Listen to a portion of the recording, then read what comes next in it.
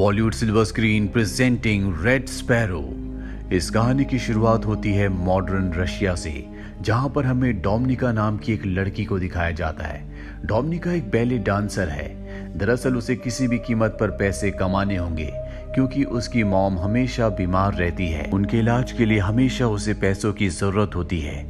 और एक दिन जब वो परफॉर्म कर रही होती है तो उसका पार्टनर गलती से उसके पैर के ऊपर पैर रख देता है, जिससे उसके पैर की हड्डी टूट जाती है। और इस एक्सीडेंट के साथ उसका डांसिंग करियर हमेशा के लिए खत्म हो जाता है, जिससे उसे बहुत दुख होता है। उसे नहीं पता कि अब वो पैसे कैसे कमाएगी, अपनी मॉम का इलाज कैसे करवाएगी। कुछ महीने बीत जाते हैं और उसका पैर ठीक हो जाता है। एक दिन उसके अंकल, जिनका नाम इवान होता है, वो उसके पास आते हैं। दरअसल ये रशिया की सीक्रेट एजेंसी में डायरेक्टर हैं। वो डोमिनिका को कहते हैं कि मुझे तुम्हारी मदद की जरूरत है, तुम मेरे साथ काम करो। पर डोमिनिका साफ साफ मना कर देती है। उसके अंकल उसे बताते हैं कि तुम्हारे पैर का एक्सीडेंट हुआ नहीं था, बल्कि जानबूझकर तुम्हारे पैर की हड्डी को तोड़ा गया था, और जिसने ये किया था वो तुम्हारी दोस्त है। उसने ऐसा इसलिए किया ताकि वो डांसिंग में तुम्हारी जगह ले सके। ये सुनकर डोमिनिका को बहुत दुख होता, बहुत गुस्सा आता है, और वो अपनी दोस्त के घर जाती है और उसे बुरी तरह से मारती है। इसके बाद एक बार फिर से वो अपने अंकल इवान से मिलती है और उनसे पूछती है कि मुझे क्या करना होगा। उसके अंकल उसे बताते हैं कि एक बहुत बड़ा गैंगस्टर है, तुम्हें उसे सिड्यूस करके एक होटल के कमरे में लाना होगा, और इसके बाद हमारे एजेंट्स अपना काम कर देंगे। इसके बदले तुम्हारी मॉम के जितने भी मेडिकल के खर्चे हैं वो सब के सब हम उठाएंगे। और अब डोमिनिका उसकी बात मान जाती है। वो उस गैंगस्टर से एक बार में मिलती है जहां पर वो उसे सिड्यूस करती है। इसके बाद वो गैंगस्टर उसे होटल के एक कमरे में ले जाता है, पर यहाँ पर इस वक्त तक कोई भी नहीं पहुंचा होता। इसीलिए वो आदमी उसकी जबरदस्ती इज्जत लूट लेता है, जिससे डोमिनिका को बहुत दुख होता है, क्योंकि उसे सिर्फ उस आदमी को सिड्यूस करना था। अब यहाँ पर एजेंट आ जाते हैं और उस गैंगस्टर को मार देते हैं। पर डोमिनिका इस बात से टूट गई है। वो अपने अंकल के पास जाती है और कहती है कि आज के बाद मैं ये काम कभी नहीं करूंगी। उसके अंकल को इस बात से कोई फर्क नहीं पड़ता कि उसकी इज्जत लुट चुकी है। वो कहते हैं कि अब तुम्हें हमारे राज के बारे में पता चल चुका है कि हम किस तरह से काम करते हैं, यानी कि तुम भी अब इस सीक्रेट एजेंसी का एक हिस्सा बन चुकी हो, और अगर तुमने हमारे साथ काम नहीं किया तो तुम्हें मार दिया जाएगा, क्योंकि तुम हमारे सारे राज जान चुकी हो। वहीं दूसरी तरफ हमें मॉस्को में नेट नाम के एक लड़के को दिखाया जाता है, जो कि एक अमेरिकन जासूस है, यानी कि वो CIA का एजेंट है। नेट एक आदमी से मिलता है जिसे वो मार्वल कहकर बुलाता है। दरअसल ये नेट को खबरें देता है और वो उसे कुछ खबर देकर वहां से निकल जाता है, पर तभी वहां पर पुलिस आ जाती है। नेट नहीं चाहता कि उसे खबर देने वाला मार्वल पकड़ा जाए, इसीलिए वो गोलियां चलाता है, जिससे पुलिस का ध्यान उसकी तरफ आकर्षित होता है और मार्वल उस जगह से भाग जाता है। पर नेट को पकड़ लिया जाता है और वापस अमेरिका भेज दिया जाता है। पर नेट एक बार फिर से रशिया जाना चाहता है, लेकिन उसके जो सीनियर होते हैं वो कहते हैं कि तुम रशिया नहीं बल्कि बुडापेस्ट जाओगे, ताकि तुम एक बार फिर से मार्वल से मिल सको। वहीं दूसरी तरफ हमें रशिया की सीक्रेट एजेंसी के डायरेक्टर इवान को दिखाया जाता है, जो उस वीडियो फुटेज को देख रहा होता है जिसमें नेट मार्वल से मिला था, और उसे देखकर उसे समझ में आ जाता है कि मार्वल एक रशियन सीक्रेट एजेंसी का ही मेंबर है, जो इस वक्त बुडापेस्ट में है। और अब इवान किसी भी कीमत पर उसे मारने के लिए किसी स्पाई को, यानी कि जासूस को भेजना चाहता है। वो डोमिनिका के पास जाता है और उसे कहता है कि तुम्हें बुडापेस्ट जाकर मेरा एक काम करना होगा, और सबसे पहले तुम्हें इसके लिए ट्रेनिंग लेनी होगी।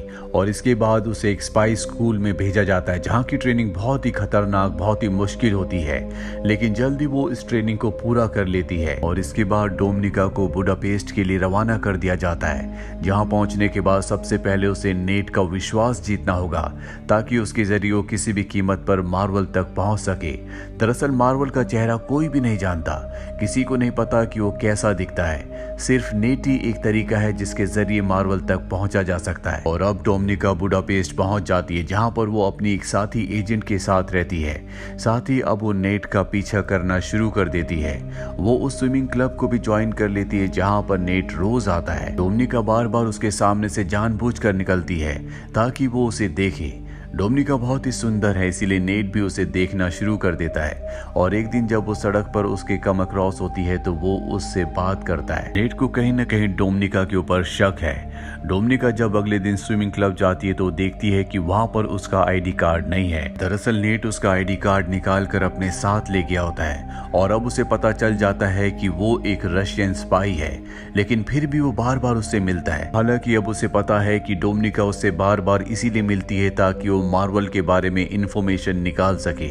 वही डोमिनिका जब एक दिन अपने घर पर जाती है तो उसकी जो उसके साथ फ्लैटमेट होती है, जो खुद भी एक स्पाई है, वो घर पर नहीं होती और जब वो घर की तलाशी लेती है तो उसे पता चलता है कि उसकी जो साथी है वो किसी अमेरिकन स्पाई से मिलने वाली है जिसे वो कुछ इन्फॉर्मेशन देगी और उस इन्फॉर्मेशन के बदले उसे पैसे मिलेंगे। डोमिनिका समझ जाती है कि उसे भी उसी की तरह एक मिशन दिया गया है।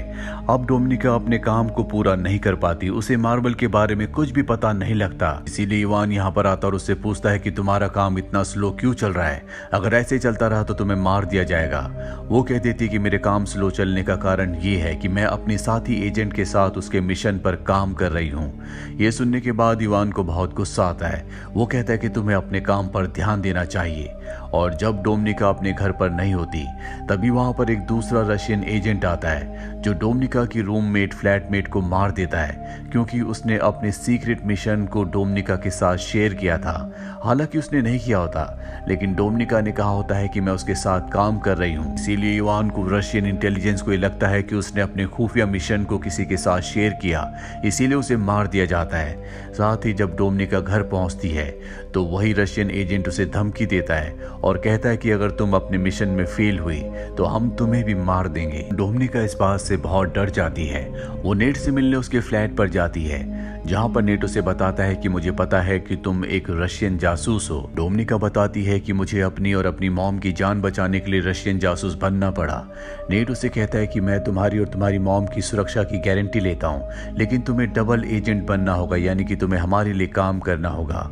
और उसकी बात वो मान जाती है, जिसके बाद ये एक दूसरे के बहुत करीब आ जाते हैं। और अगली सुबह जब वो नेट के घर से निकलती है तो उसके पास उसका एक गिलास भी होता है जिसमें नेट के फिंगरप्रिंट्स हैं।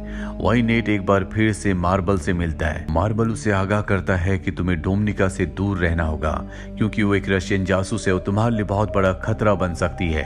लेकिन नेट उसकी बात नहीं मानता और उसे अपने साथियों से भी मिलवाता है, जहां पर डोमिनिका कहती है कि मैं तुम्हारे लिए काम करूंगी, लेकिन इसके बदले तुम्हें मुझे $30,000 देने होंगे। अमेरिकन एजेंट्स पूछते हैं लेकिन हम ऐसा क्यों करेंगे?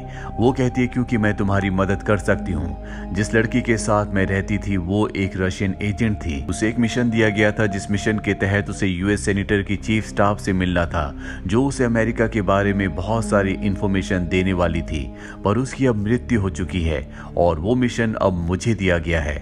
मैं तुम्हारी इसमें मदद कर सकती हूँ। ये सुनने के बाद वो उसे पैसे देने के लिए राजी हो जाते हैं और अब डोमिनिका सेनेटर की चीफ स्टाफ से मिलती है जो उसे डिस्क देती है। दरअसल डोमिनिका के और सेनेटर की चीफ स्टाफ के ऊपर यहाँ पर रशियन के साथ साथ अमेरिकन जासूस भी नजर रख रहे होते हैं। डोमिनिका ने जो डिस्क ली होती है वो किसी तरह से उसे बदल देती है और नेट तक पहुंचा देती है। अमेरिका सेनेटर की चीफ स्टाफ जब बाहर जाती है तो उसे चारों तरफ से घेर लिया जाता है। ये सब के सब अमेरिकन जासूस हैं। उसे समझ में आ जाता है कि उसका खेल खत्म हो चुका है। वो भागने की कोशिश करती है लेकिन वो चारों तरफ से घिरी हुई है और तभी उसका एक्सीडेंट हो जाता है जिसमें उसकी मृत्यु हो जाती है। उसकी मृत्यु से रशियन को बहुत बड़ा झटका लगता है क्योंकि वो उनके लिए काम करती थी, उन्हें इंफॉर्मेशन दिया करती थी। और अब इवान को डोमिनिका और उसके सीनियर पर शक हो जाता है क्योंकि इस मीटिंग के बारे में डोमिनिका और उसके सीनियर को पता था। इन दोनों को वापस बुलाया जाता है जहां पर इन दोनों को बहुत टॉर्चर किया जाता है। डोमिनिका के सीनियर की मृत्यु हो जाती है लेकिन डोमिनिका अब भी जिंदा होती है। वो यहाँ पर इवान को बताती है कि मैंने सब इसलिए किया ताकि मैं नेट का भरोसा जीत सकूं और किसी भी तरह से मैं मार्बल तक पहुंच जाऊं। नेट का भरोसा मैंने जीत लिया है और अब मैं जल्दी मार्बल तक पहुंच जाऊंगी। इवान उसकी बातों में आ जाता है और उसे एक बार फिर से बुडापेस्ट भेजने के लिए राजी हो जाता है, पर बुडापेस्ट जाने से पहले वो इवान के घर आती है जहां पर वो कुछ पलों के लिए उसे सिड्यूस भी करती है। इवान को उस पर शक है, इसीलिए बुडापेस्ट वो उसके पीछे एक और जासूस को भेजता है। डोमिनिका बुडापेस्ट पहुंचने के बाद सबसे पहले नेट से मिलती है। नेट उसे देखकर बहुत खुश होता है, अपने गले से लगा लेता है और वो नेट को सब कुछ बता देती है। नेट अब भी उसे मार्बल के बारे में कुछ नहीं बताता, लेकिन वो उसे बहुत पसंद करता है, इसीलिए एक बार फिर से ये एक दूसरे के करीब आ जाते हैं। ये दोनों के दोनों सो जाते हैं, पर जब डोमिनिका की नींद खुलती है तो वो देखती है कि उसके सामने वही एजेंट है जिसे डोमिनिका के पीछे रशिया से भेजा गया था और उसने नेट को पकड़ा हुआ होता। वो किसी भी कीमत पर मार्बल का असली नाम और उसकी पहचान उससे जानना चाहता है, पर नेट उसे नहीं बता रहा होता। इसके बाद डोमिनिका भी नेट को मारने लगती है और उससे मार्बल का असली नाम पूछती है, लेकिन उसे टॉर्चर करते करते अचानक से वो रशियन जासूस के ऊपर हमला करके उसी को मार देती है। इसके चलते दोनों के दोनों घायल हो जाते हैं और डोमिनिका और नेट दोनों के दोनों हॉस्पिटल में होते हैं, जहाँ पर रशिया के जनरल जो कि इवान के सीनियर होते हैं, डोमिनिका जिन्हें पहले से जानती है, वो डोमिनिका से मिलने के लिए आते हैं और कहते हैं कि मुझे पता है कि नेट ने तुम्हें मार्बल का असली नाम नहीं बताया और जिस जासूस को हमने तुम्हारे पीछे भेजा था उसे तुमने ही मारा है और बहुत सारी ऐसी बातें हैं जो तुमने हमसे यानी कि रशिया से छुपाई है।